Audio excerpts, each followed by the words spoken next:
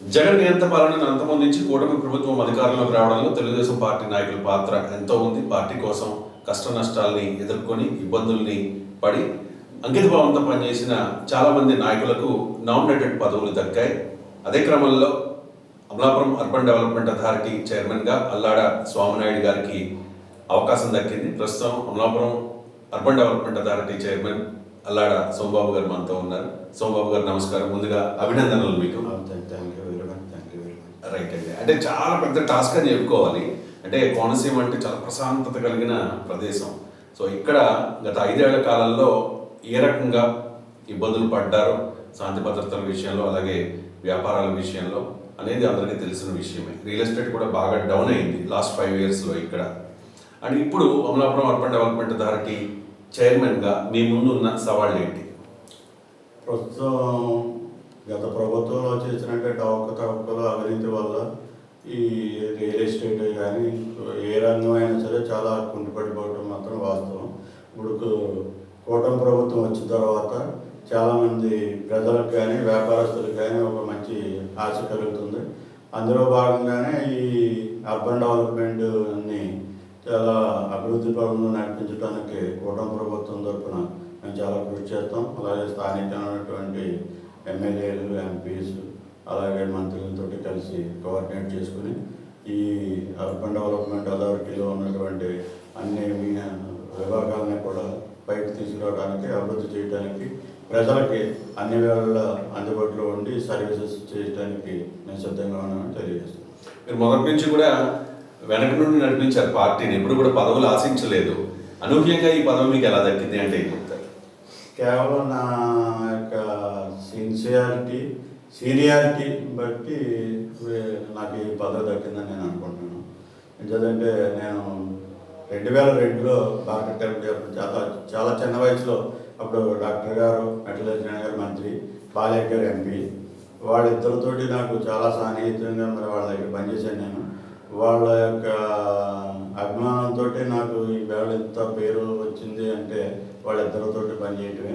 అంచేత నేను ఎప్పుడు కూడా పదవి ఆశించలేదు. నాకు చాలా చిన్న వయసులో 38 సంవత్సరాల్లోనే మార్కెట్ కమిటీ చైర్మన్ వాళ్ళు ఇవ్వాలని డిసైడ్ చేసి అప్పుడు ఇప్పించారు.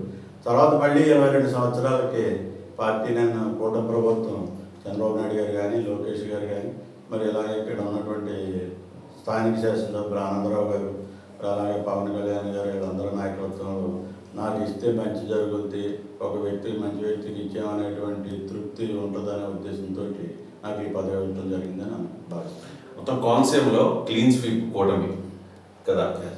అంటే ఈ విజయంలో పవన్ కళ్యాణ్ గారు తీసుకున్న డెసిషన్ చాలా కీలకం.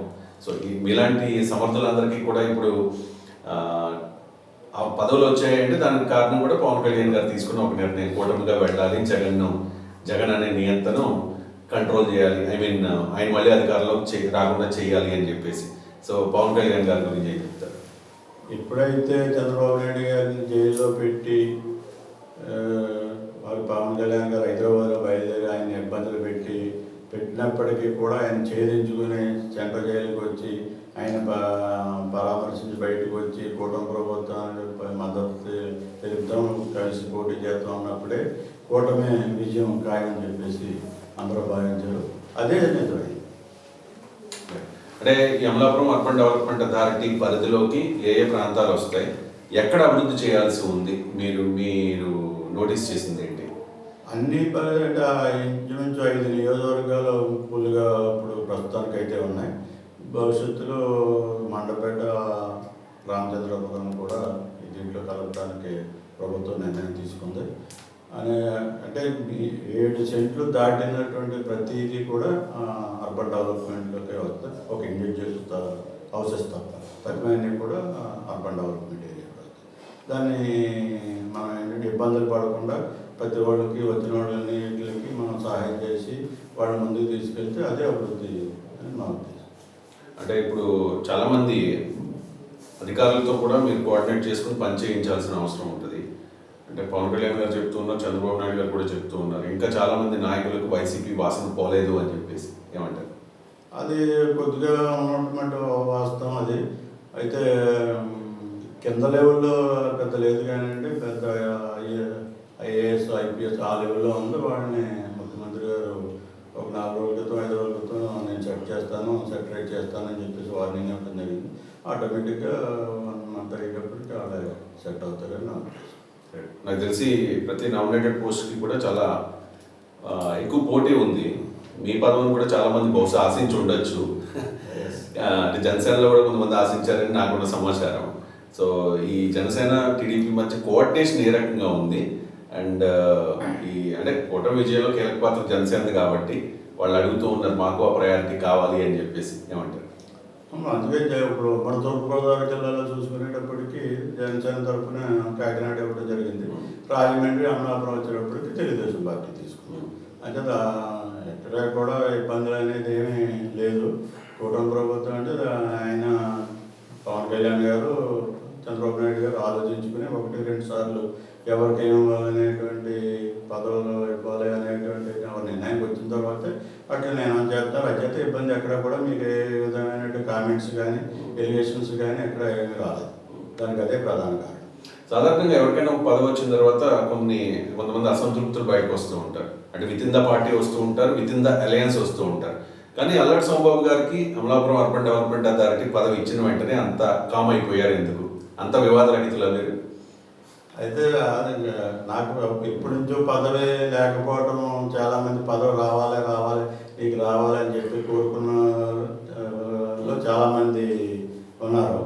వాళ్ళందరూ కూడా ఈ పదవి రావడంతో మరింత ఉత్సాహంగా అందరికీ న్యాయం, అదే నాకు ఇవ్వటం మనందరికీ కూడా న్యాయం జరిగింది అనేటువంటిది వాళ్ళు భావించి అంచేది ఎక్కడ అసంతృప్తి అనేది ఎక్కడ జరగలేదు. నాకు ఇవ్వటం 90% ప్రజలు యాక్సెప్ట్ చేశారు. బోత్ పార్టీస్, అన్ని పార్టీలో కూడా నాకు చాలా సంతోషం వ్యక్తం చేశారు. నా సర్వీస్కి, నా సీనియారిటీకి, నాళ్ళకి ఇచ్చారని చెప్పేసి చాలామంది చాలా అభినందించారు. అంటే ఉదయం నుంచి చూస్తూ ఉన్నాను నేను, చాలా మంది జనసేన నాయకులు, సీనియర్ నాయకులు కూడా వెయిట్ చేస్తూ ఉన్నారు మిమ్మల్ని అభినందించడానికి. రైట్, అంటే ఎటువంటి కాంట్రవర్సీ లేదు మీకు ఇవ్వడం? ఎప్పుడు ఏమీ లేదు. వాళ్ళు కూడా చాలా హ్యాపీ ఫీల్ అయ్యారు. నాకు ఇవ్వటం చాలా రైట్ పర్సన్గా ఇచ్చారని చెప్పేసి వాళ్ళు చాలా సంతోషించారు. ఎక్కువగా వాళ్ళు కూడా ఆనందపడ్డారు. వాళ్ళు ఇంటికి వచ్చి నన్ను స్వయంగా చాలా నిన్నటి నుంచి కూడా చాలామంది ఇతర నియోజకవర్గాలు కూడా అమలాపురమే కాదు, ఇతర నియోజకవర్గాలు రాజోల నుంచి కానీ, కొత్తపేట నుంచి కానీ జనసేన, తెలుగుదేశం నాయకులు కూడా వచ్చి నన్ను చాలా అభినందించారు, అప్రిషియేట్ చేశారు. వైఎస్ జగన్ అంటే ఓడలు బళ్ళు అవుతాయి, బళ్ళు ఓడలు అవుతాయి అంటారు కదండి. జగన్ ఒక్కసారిగా 151 నుంచి 11కి పడిపోయాడు అంటే చాలా పెద్ద మిస్టేక్ ఏదో చేసి ఉండాలి. ఆ మిస్టేక్ల నుంచి ప్రతి రాజకీయ పార్టీ ఒక లెసన్ నేర్చుకోవాలి. ఏంటది? అతని అహంభావం, పబ్లిక్ని కలవకపోవడం, ఎమ్మెల్యేలకు ఇంపార్టెన్స్ ఇవ్వకపోవడం, ఒక ఏదో పంచిపెట్టేస్తున్నాం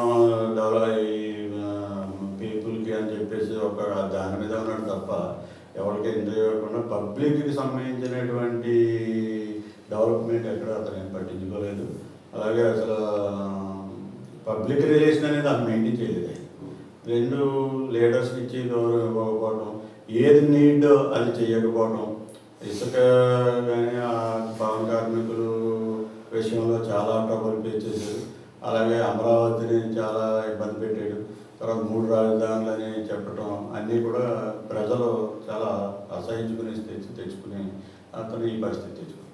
ముఖ్యంగా పవన్ కళ్యాణ్ గారిని, పవన్ కళ్యాణ్ ఫ్యామిలీ మెంబర్స్ని క్వశ్చన్ చేయడం, ప్రభుత్వ కార్యక్రమాల్లో కూడా బటన్ నొక్కేటప్పుడు పవన్ కళ్యాణ్ వైఫ్స్ గురించి మాట్లాడడం, అది కూడా మైనస్ అయింది అనుకోవాలి. చాలా శ్రీకాకుళం నుంచి నెల్లూరు వరకు కూడా అతను పతనానికి పవన్ కళ్యాణ్ గారిని వాళ్ళ కుటుంబాన్ని విమర్శించడంలో 70% ఆ వర్డ్సే అతని పతనానికి కారణం ఖచ్చితంగా.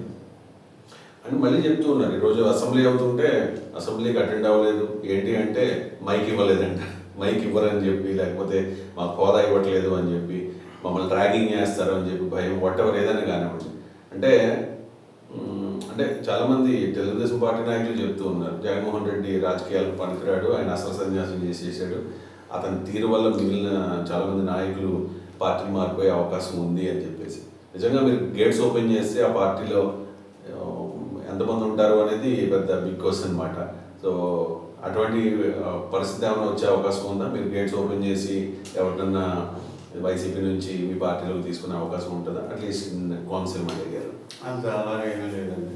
అంతగా మా పార్టీలోనే వాళ్ళు మంది సీనియర్స్ ఉన్నారు, కష్టపడి పనిచేసే వాళ్ళు ఉన్నారు. ఇతర పార్టీల నుంచి తీసుకునే అంత అవకాశం ఏమీ లేదు. అంత సమ్మతం కూడా ఇక్కడ ఎక్కడ లేదు. మా పార్టీలోనే ఉన్నామని మేము అడ్జస్ట్ చేసుకుని కలిసి పనిచేస్తాం తప్ప మైక్ ఇవ్వలేదంటే అతనికి వెళ్తే మైక్ ఇస్తారు తప్ప లోపలికి వెళ్ళకుండా మైక్ ఇవ్వలేదని బయట కామెంట్ చేయడం అనేది చాలా తప్పు. రెండు ఆయనకి opposition leader of the opposition హోదా కావాలని అడగటం అనేది చాలా తప్పు. గతంలో రామకృష్ణ గారు స్పీకర్గా ఉన్నారు. ఆయన సీనియారిటీని బట్టి ఆయన రూల్ ఆఫ్ లాని బట్టి చెప్పాడు. ఆయన ప్రతిపక్ష హోదా ఎవరికి వస్తుంది, ఎంతమంది ఉంటే వస్తుంది, ఎవరికి వస్తుంది అనేది విడమర్చి మన గతంలో మీ టీవీలో కూడా వచ్చి ఉండొచ్చు. ఆయన చెప్పారు అటువంటి ఎట్టి పరిస్థితుల్లోనే అతను ప్రతిపక్ష హోదా ఇవ్వరు. అంటే ఈ కోనసీమ చెందిన చాలా మంది వైసీపీ నాయకులు అంటే గతంలో వాళ్ళ అధికారంలో ఉండగా జగనాన్ని చూసి రెచ్చిపోయి కూటమి నేతలు ఇబ్బందులు పెట్టిన నాయకులు ఇప్పుడు మీ పార్టీలోకి లేకపోతే మీ మిత్రపక్షం జనసేన లేకపోతే బీజేపీ ఈ పార్టీలోకి వచ్చే ప్రయత్నం జరుగుతున్నట్టుగా జరుగుతోంది, ప్రచారం ఒకటి జరుగుతోంది. ఎస్పెషల్లీ రాపాక వరప్రసాద్ అవ్వచ్చు, లేకపోతే విశ్వరూప్ అవ్వచ్చు, ఇలాంటి పార్టీ వాళ్ళు ఇలాంటి నాయకులకి మీ పార్టీలో లేకపోతే మీ అలయన్స్ పార్టీలో అవకాశం ఉంటుందా? ఉంటే అక్కడ లీడర్స్ని కాదని నాయకులు పెద్ద నాయకులు మా ప్రెసిడెంట్ గారు కానీ, తెలుగుదేశం పార్టీ ప్రెసిడెంట్ గారు కానీ, ముఖ్యమంత్రి గారు కానీ అటువంటిలో ఏదైనా ఉంటే ఒక కాన్స్టిట్యూన్సీ ఒక లీడర్ వస్తుంటే అక్కడ ఉన్నటువంటి స్థానిక నాయకులు అందరూ ఆమోదంతో యాక్సెప్ట్ చేస్తారు తప్ప వన్ సైడ్గా తీసేసుకోవడం అనేది right. Thank you so much అండి. Once again congratulations. మీకు చాలా మంచి అవకాశం దక్కింది. మీకు పార్టీ కోసం చాలా కష్టపడ్డారు అన్నాడు. ఎప్పుడు కూడా పదవుల్ని ఆశించలేదు, కానీ అధిష్టానం మీ సేవల్ని గుర్తించి మీకు తగిన ప్రాధాన్యత ఇచ్చింది, సముచిత స్థానం కల్పించింది. ఇది అల్లాడ సోమనాయుడు గారు చాలా క్లియర్గా చెప్తున్నారు. అమలాపురం అర్బన్ డెవలప్మెంట్ అథారిటీ చైర్మన్గా ఈ ప్రాంతాన్ని అభివృద్ధి చేస్తాను, ఖచ్చితంగా కూటమి పార్టీల మధ్య సమన్వయం ఉంది, సమన్వయంతో పనిచేసుకుంటూ ముందుకు వెళ్తామని చెప్తాను పరిస్థితి. ఇప్పుడు శివాతో రవిశంకర్ 99 టీవీ అమలాపురం.